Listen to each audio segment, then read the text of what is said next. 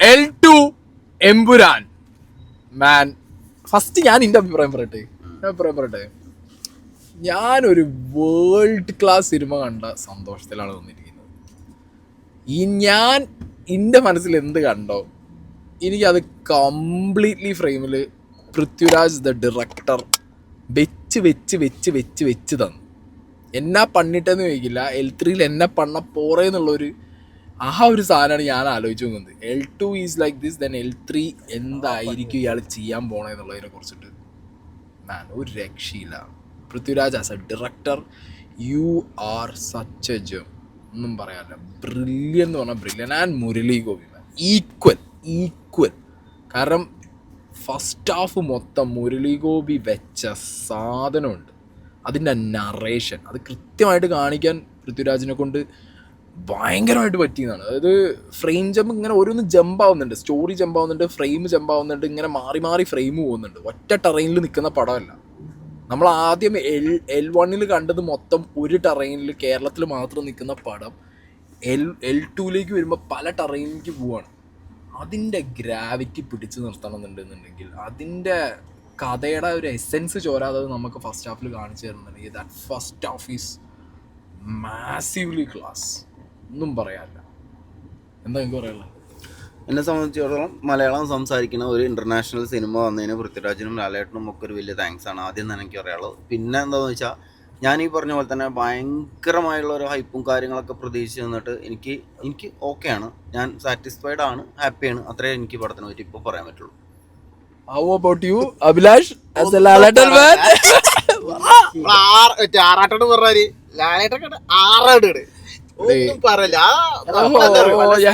കാര്യങ്ങളൊക്കെ ഭയങ്കര ബൂംസ് ഒക്കെ ഉണ്ടാക്കുന്ന സംഭവങ്ങളൊക്കെ ഉണ്ടെങ്കിലും ഞാൻ പടത്തിന് വരുന്ന സമയത്ത് പൃഥ്വിരാജിന്റെ ഇവരൊക്കെ കാര്യങ്ങൾ കേട്ട് ഒരുപാട് സംഭവങ്ങൾ കേട്ട് അങ്ങനെയാണ് ഞാൻ വന്നിട്ടുള്ളത്. അപ്പൊ അത് കാരണം കൊണ്ട് തന്നെ എനിക്ക് അതുപോലെയാണോന്ന് ചോദിച്ചാൽ എനിക്ക് അങ്ങനെ തോന്നിയില്ല. കിട്ടിയ സാധനം ഞാൻ ആസ് എ വ്യൂവർ എന്നുള്ള നിലയ്ക്ക് ഞാൻ എവിടെ സാറ്റിസ്ഫൈഡ് ആയെന്നറിയോ? ഇതിന്റെ സ്റ്റോറി, കോണ്ടന്റ്, നറേഷൻ. ഇതിലിപ്പോൾ വെച്ചിട്ടുള്ള ഒരു പൊളിറ്റിക്കൽ സാധനമുണ്ട്, മുരളി ഗോപി വെച്ച പൊളിറ്റിക്കൽ സാധനം. അതിങ്ങനെ എറിച്ച് നിൽക്കുകയാണ് ഓരോ sentence by sentence, inch by inch, frame by frame. കൊട്ടേണ്ടവർക്കൊക്കെ കൊട്ടേണ്ട രീതി തന്നെ കൊട്ടിയിട്ടുണ്ട്. 3 എണ്ണത്തിനും പാർട്ട് തിരിച്ചു കൊടുത്തിട്ടുണ്ട്. അതെ, എല്ലാവർക്കും കൊട്ടിയിട്ടുണ്ട്. പിന്നെ ക്യാരക്ടേഴ്സിന്റെ ഡെപ്ത് ഫസ്റ്റത്തെ ഒരു 10-15 മിനിറ്റ് മാൻ, അതൊരു വല്ലാത്ത വേദനയായിരുന്നു അല്ലേ? വൻ പെയിൻ ആയിരുന്നു, ഒന്നും പറയാല്ല ആ സാധനം. അത് കഴിഞ്ഞിട്ട് അതിങ്ങോട്ട് കഴിഞ്ഞതിന് ശേഷം പിന്നെ കാത്തിരിപ്പാണ് മക്കളെ.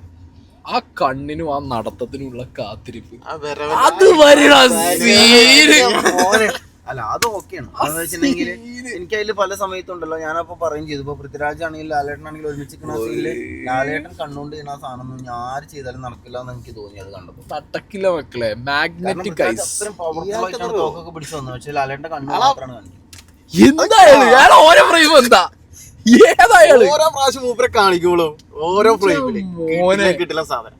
എമ്മാതിരി ലാലേട്ടൻ ഡെലിവേഴ്സ് എന്ന് പറഞ്ഞു കഴിഞ്ഞാൽ ഞാൻ ഇത്രയും സ്റ്റൈലില് ലാലേട്ടൻ ഇതിന് മുമ്പ് കണ്ടത് മറ്റേ ഇതിലാണ്, നമ്മളെ ജയിലറിലാണ്. ആ പോർഷൻ എനിക്ക് വരുന്നുള്ളൂ.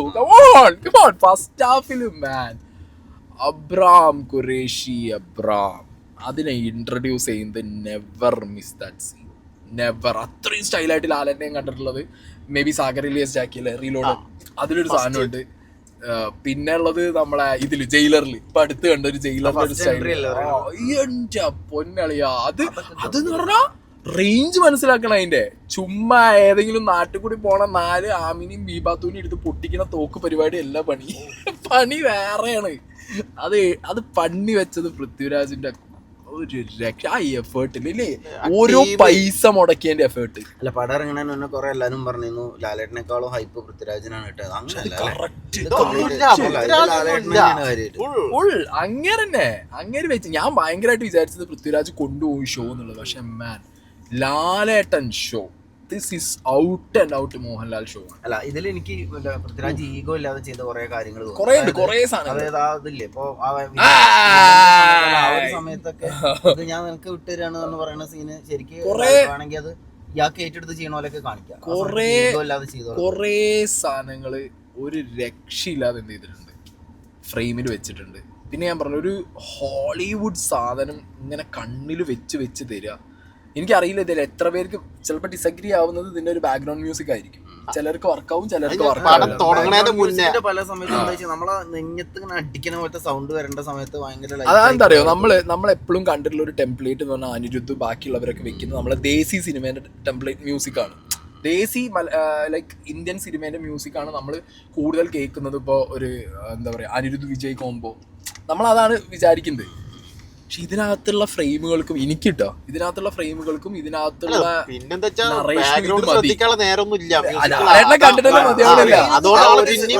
ഒരു പ്രത്യേക ഒരു സീനിൽ ഒരു ചെണ്ട സംഭവം വരുന്ന സാധനമൊക്കെ ഉണ്ട്. ആ സാധനമൊക്കെ ഇങ്ങനെ ആ ചെണ്ട നമ്മളെ ചെവിയിൽ ശരിക്കും എനിക്ക് അങ്ങനെ വേറെ കാര്യമുണ്ട്. നമ്മള് കണ്ട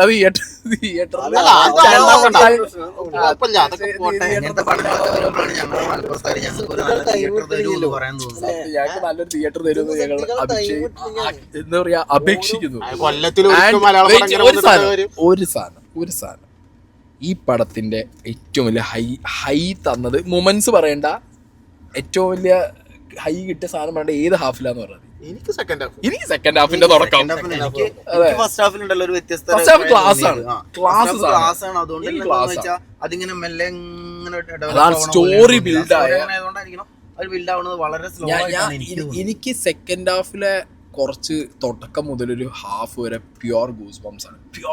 പിന്നെ വേറെ ഏറ്റവും വലിയ കാര്യം എന്താ അറിയോ, നമ്മളിവർ പ്രൊമോഷന് വേണ്ടി ഉപയോഗിച്ച ഓരോ വാക്കുകൾ, ഓരോ എഴുത്തുകൾ, പോസ്റ്റേഴ്സ് അതൊക്കെ കറക്റ്റ് സിനിമയിൽ വരുമ്പോൾ ഞാനിങ്ങനെ ഈ സാധനങ്ങളാണ് ഇങ്ങനെ പ്ലേസ് ചെയ്യാൻ പറ്റുന്നത്. പടത്തുനിന്ന് എടുത്തു കൊടുത്തിട്ട് പ്രൊമോഷൻ്റെ ടൂൾസിൽ ഓരോ വാക്ക് പോലും എഴുതുന്നത്, ഓരോ ഡയലോഗ് പോലും, ഓരോ പോസ്റ്ററിലും ഓരോ സീൻ പോലും ഭയങ്കരമായിട്ട് ഇതിനകത്ത് കണക്റ്റ് ആവും. കാരണം ഇത് ഫോളോ ചെയ്തവർക്ക് കൃത്യമായിട്ട് മനസ്സിലാവും. ഇപ്പോൾ ഒന്നും വേണ്ട, പടം ഇറങ്ങില്ല, പടം പ്രശ്നമാണ് എന്നൊക്കെ പറഞ്ഞ സമയത്ത് പൃഥ്വിരാജ് ഇട്ടിട്ടുണ്ടായിരുന്നൊരു പോസ്റ്റർ ഉണ്ട്. നിങ്ങള് ഈ പറഞ്ഞ ഡെവിൾ കാണിച്ച ഏറ്റവും വലിയ മാതൃക എന്താ, അയാൾ ഇല്ല എന്നുള്ളത് ഉറപ്പ് വരുത്തുക, എന്നിട്ട് പുറത്ത് വരിക, സെയിം തിങ്. അതൊക്കെ പക്കാ സാധനം. പിന്നെ മഞ്ജു എനിക്കതൊന്നും പക്ഷെ പുതിയൊരു കാര്യമായിട്ട് തോന്നിയില്ല കേട്ടോ സത്യം പറഞ്ഞാൽ. എന്ത് പ്രൊമോഷൻ ആയതുകൊണ്ടോ? പ്രൊമോഷനിൽ കണ്ടിട്ടാ ഇതിനെപ്പറ്റി ഒരുപാട് കാര്യങ്ങൾ ഞാൻ പറയല്ലോ. എനിക്ക് ടോപ്പ് ടു ബോട്ടം ഇതിനകത്ത് പൃഥ്വിരാജ് എന്ന് പറഞ്ഞ ഡയറക്ടറിൻ്റെ ബ്രില്യൻസ് റീവാച്ച് ചെയ്താലും തീരാത്ത രീതിയിൽ, മുരളി ഗോപി വെച്ചിട്ടുള്ള ഓരോ ഹിഡൻ ഡീറ്റെയിലിങ്ങും തീരാത്ത രീതിയിൽ. ഇത് OTTയിൽ വന്നു കഴിഞ്ഞാൽ മാത്രമേ ഈ സാധനങ്ങൾ, ഇപ്പോൾ ലൂസിഫർ എങ്ങനെയാണോ ഇത്ര വർഷം എടുത്തിട്ട് മലയാളികൾ കണ്ട് ഓരോന്ന് അതിൽ മുഴുകി പോവാണ്. ഒരു കാര്യം ചോദിക്കട്ടെ, ഇതിൽ ലൂസിഫർ ആയിരുന്നോ എമ്പുരാനായിരുന്നോ ഏറ്റവും നല്ലത്? ഫോർ മീ എമ്പുരാൻ അല്ലേ. എനിക്ക് എമ്പുരാൻ, ഞാൻ എപ്പോഴും എനിക്ക് എമ്പുരാൻ. ബിക്കോസ് എനിക്ക് എന്താ എമ്പുരാൻ എന്ന് പറഞ്ഞാൽ എനിക്ക് എമ്പുരാനാണ് ഡീറ്റെയിലിംഗ് തന്നത്. Lucifer is a plot. Lucifer is a base plot. എന്താണെന്നുള്ള plot. Empuraan is a out and out detailing എന്ന് പറഞ്ഞു കഴിഞ്ഞാൽ ഇനി L3 വന്നാലടക്കം ഇത്ര ഡീറ്റെയിലിംഗിൽ വരാൻ ചാൻസ് ഇല്ല. L3 വന്നാലടക്കം വരാൻ പോണത് മേ ബി എന്താ അറിയോ, ഇതിന്റെ കണ്ടിന്യൂവേഷൻ ആയിട്ട് വരുന്ന സംഭവം എങ്ങനെ അവസാനിക്കുന്നു അത്രേ ഉള്ളൂ. സംഭവം എന്താന്നുള്ളത് ദിസ് ഈസ് L2 മാൻ, ഒന്നും പറയാനില്ല. And Manju Warrier goosebumps, Lalettan goosebumps തന്നു, മഞ്ജു വാര്യർ തന്നു. ഏറ്റവും രസം തരുന്നതെന്ന് വെച്ചാൽ മഞ്ജു വാര്യർ ആ സംഭവങ്ങൾ തരുന്നത് ആ ഒരു കുറച്ച് സമയത്താണ്. ആ തരുന്നുണ്ടല്ലോ, അതാണ് ആ സിനിമ മുഴുവൻ ഡെലിവേർഡ്. ആ ഒരു സെക്കൻഡ് ഹാഫിൽ എങ്ങനെയാണോ ലാലേട്ടൻ ഗൂസ് ബംസ് തന്നെ, അതിനൊപ്പത്തിനൊപ്പം മഞ്ജു വാര്യറിന്റെ ക്യാരക്ടർ. അതാണ് ഈ മുരളി ഗോപിന്റെ എഴുത്ത് അല്ലേ. എല്ലാവർക്കും ഒരേ സത്യം പറയും പടകെടുത്ത് പൃഥ്വിരാജിന് സത്യം പറഞ്ഞ ഞാൻ എക്സ്പെക്ടേഷൻ അവിടെ മാത്രം പോയേ. പൃഥ്വിരാജ് പണ്ണും പറഞ്ഞു, പക്ഷെ പണിട്ടാ. പക്ഷെ എനിക്ക് ഒരു ഈഗോ ഇല്ലാതെ അയാൾ ചെയ്തു പറയാൻ കാരണം അയാളെ ഓർത്ത് വെക്കാനുള്ള സംഗതികൾ വളരെ കുറവാണ് ഈ സിനിമയിൽ പൃഥ്വിരാജിന്റെ. അത് അയാളെ സംഭവിച്ചു കൊടുക്കണം. അയാൾ ഇറക്കുന്ന ഒരു സിനിമ അല്ല, അയാൾക്ക് എന്തൊക്കെ ചെയ്യാൻ പറ്റുമെന്ന് ഷോക്ക് നമുക്ക് ലാലേട്ടനുള്ള സാധനങ്ങളാണ് ഇട്ടുകൊടുത്തത്. അയാൾ കഥയ്ക്കുള്ള ഇമ്പോർട്ടൻസും ഭയങ്കരമായിട്ട് കൊടുത്തു. ഒരു രക്ഷയുണ്ടായിരുന്നില്ല. പിന്നെ എല്ലാവർക്കും ചോദിക്കാനുള്ളത് ക്യാമിയോസ് ആണ്. നിങ്ങൾ തിയേറ്ററിൽ പോയിട്ട് നിങ്ങൾ കണ്ട് നിങ്ങൾ എന്ത് ചെയ്യുക, ആ കാര്യങ്ങളൊക്കെ എക്സ്പീരിയൻസ് ചെയ്യുക.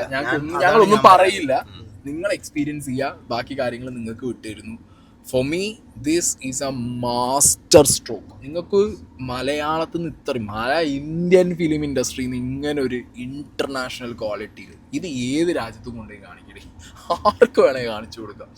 അജാതി ഐറ്റം ഒന്നും പറയല്ല. ഞാൻ ഭയങ്കര സാറ്റിസ്ഫൈഡ് ആണ്. എനിക്ക് എനിക്ക് ഇനി ഒന്നും പറയും, എനിക്ക് ഉറക്കം കിട്ടും. ഉറക്കം പോയിട്ടുണ്ട് കുറച്ച് ദിവസം. ഒന്നുകൂടി കാണണ്ടേ? പിന്നെ അത് നിങ്ങളുണ്ടാ? ഞാൻ പടത്തിനുണ്ട്. അപ്പോഴാണ് എനിക്ക് എൻ്റെ ഒന്നും കൂടെ കണ്ടു കഴിഞ്ഞിട്ട് പടം ഒന്ന് ഓടിയിട്ടൊക്കെ അല്ല അഭിപ്രായങ്ങളൊക്കെ ഏറ്റവും നന്നായിട്ട് പറയാൻ പറ്റുക. ചിത്തുമായിക്ക് കുറെ പറയാനുണ്ട്, എനിക്ക് കുറെ പറയാനുണ്ട്. പറയാനുള്ളതൊക്കെ എന്ന് പറഞ്ഞാൽ ഇതിനകത്ത് ഇവർ ഒളിപ്പിച്ച് വെച്ച ബ്രില്യൻസിന് അതിനെക്കുറിച്ച് കുറെ പറയാനുണ്ട്. കുറച്ച് കഴിയട്ടെ, ഒരു രക്ഷയില്ല സാധനമാണ്, വേറെ ലെവൽ. ഓടിപ്പോയി കണ്ടോ? ഏകദേശം എല്ലാവരും കണ്ടിരുന്നു. കാണല്ലേ